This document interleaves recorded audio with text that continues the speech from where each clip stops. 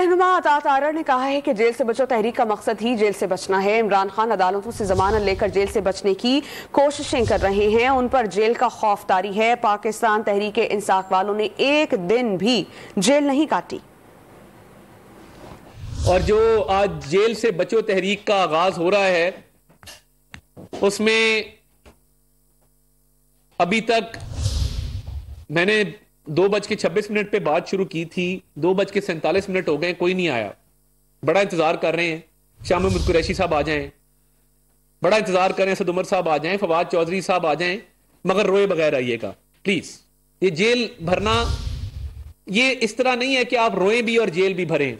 आप मिन्नत भी करें, जेल भी भरें, जमानत भी लें, जेल भी भरें, तरले भी करें, जेल भी भरें।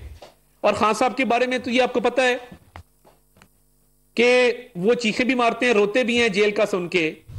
और रोज रात एक शख्स कोई कॉल चला देता है खान साहब की गिरफ्तारी जब नहीं भी होनी होती तो वो खान साहब बच्चों और औरतों का एक वहां पे हिसार बना देते हैं और वहां पे कोशिश करते हैं कि गिरफ्तारी से बचा जाए।